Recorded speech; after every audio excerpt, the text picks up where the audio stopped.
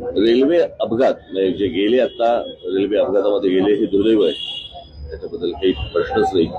परंतु रेल्वेमध्ये, मुंबईच्या रेल्वेमध्ये रोजच्या रोज अपघात होत आहेत.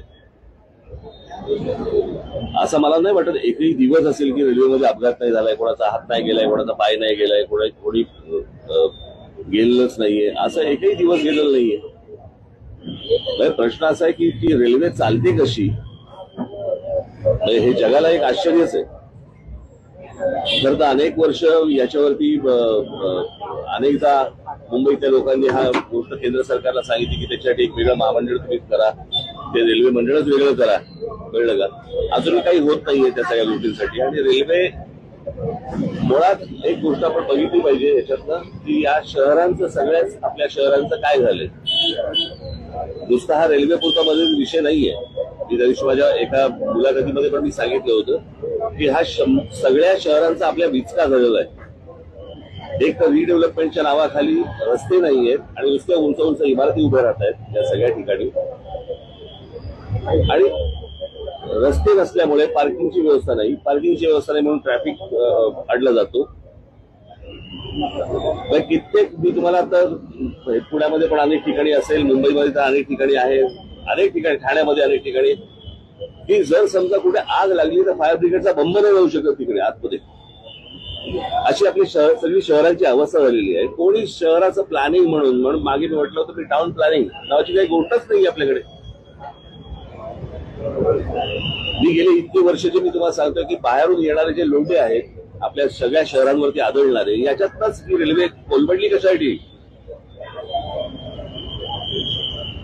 रेल्वेचा बोजवारा उडालेला आहे, सगळ्या अख्ख्या ट्रॅफिकचा बोजवारा उडालेला आहे. लोकांना चालायला फुटपाथ नाहीयेत, ट्रॅफिकसाठी वाहनांसाठी रस्ते नाहीयेत, कोण येतंय कोण जातंय माहिती नाहीये. नुसते तुम्हाला मेट्रो आणि त्या काय ते तुमचे बाकीच्या सगळ्या सोयी सुविधा करतात ते काय मेट्रो आणि काय करतात ते मोनोरेल. याने प्रश्न नाही सुटणार. मुंबईमध्ये मोनोरेल्स आहेत, मेट्रो आहे, सगळ्या गोष्टी रेल्वे आहे, बरोबर आहे. मग गाड्यांचं रजिस्ट्रेशन थांबलं का? टू व्हीलर फोर व्हीलरचं रजिस्ट्रेशन थांबलंय का? नाही थांबलंय. म्हणजे त्या गाड्या येतातच आहेत. म्हणजे नक्की मेट्रो कोण वापरतंय, मोनोरेल कोण वापरतंय, कोण काय करतंय, काही कोणी पाहायला तयार नाहीये. सगळेजण फक्त आपले निवडणुका आणि प्रचार आणि सगळ्या याच्यातच सगळ्या गुंतलेले आहेत. शहरं म्हणून याच्याकडे बघायला कोणी तयार नाही. आणि शहरांबद्दल बोललेलं याच्यावरती तुमच्या चॅनलवरती त्याला किंमत नाही.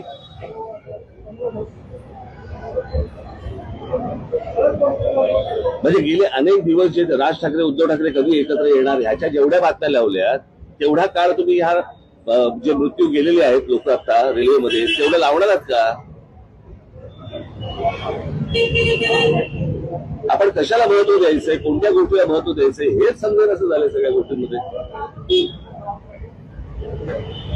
जर या शहरांच्या गोष्टी, तुम्ही सगळे शहरामधले पत्रकार आहात, तुम्ही या शहरातल्या गोष्टींकडे जास्त फोकस करा.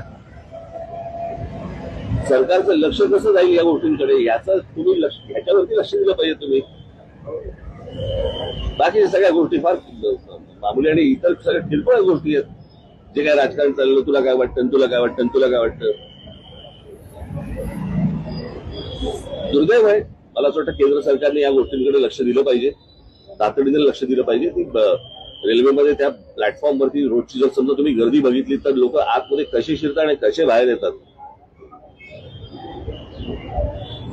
रेल्वेने प्रवास मीही केलेला आहे. कॉलेजमध्ये असताना मी 2 वर्ष बिहारमधले प्रवास करायचो, त्याच्यामुळे मला माहिती आहे रेल्वेचा प्रवास काय असतो. आणि रेल्वे स्टेशनवरती गर्दी, त्यावेळेला गर्दी खूप कमी असायची तशी. पण ज्या प्रकारचे आपण रेल्वे प्लॅटफॉर्म बघतोय आता, तुम्ही संध्याकाळी तुम्ही मुंबईचा प्लॅटफॉर्म बघून दाखवा, तुम्ही आज शिरून दाखवा मला त्या ट्रेनमध्ये. आणि त्याच्यानंतर ती सगळेजण जे प्रवास करत असतात त्यांच्या चेहऱ्यावरती एक स्मित हास्य असतं किंवा काही बाबा असे काही विलक्षण आहे ते सगळं. बरेचदा प्रवासी तक्रार करतात, खूप एक डेंजर कर्व आहे म्हणजे बरेचदा 2 गाड्या जेव्हा त्यामुळे कर्व असल्यामुळे 2 जेव्हा लोकल क्रॉस करून होते ठीक आहे रस्ते गेली लटकतात. हे काय नव्याने हा काऊन निर्माण झालाय हे माहिती आहे ना लोकांचं. कळलं का? रेल्वे मंत्री म्हणून काय करतात म्हणजे आता हे सगळं आनंद आहे त्याचा. रेल्वे मंत्र्यांनी राजीनामा द्यावा. राजीनामा कशाला द्यावा? जावं तिकडे, बघावं काय चाललंय ते, सुधारावं. रेल्वेची संख्या वाढत नाही त्यातलं हे सगळं. अहो तुम्ही एकदा मुंबईच्या रेल्वेमध्ये प्रवास करून बघावं, मग तुम्हाला कळेल मी काय म्हणतो. रेल्वे ऍडमिनिस्ट्रेशनचं म्हणणं याच्यावरती त्याचा क्लोज एसी लोकलला होती, मग ते फिजिबल वाटतं. अहो कसे माणसं राहतील आतमध्ये गुण भरून भरतील. किती गर्दी असेल कल्पना आहे का तुम्हाला? पण महाराष्ट्र लटकत होतो. म्हणजे त्याची एक जागा बाबा बाहेर पडण्यासाठी पाहिजे, एक जागा आत जाण्यासाठी पाहिजे, काही नाही. जिथनं बाहेर पडतायत तिथनंच आत जातायत. तर ज्याला उतरायचंय तोच परत पुढच्या स्टेशनवर जातोय.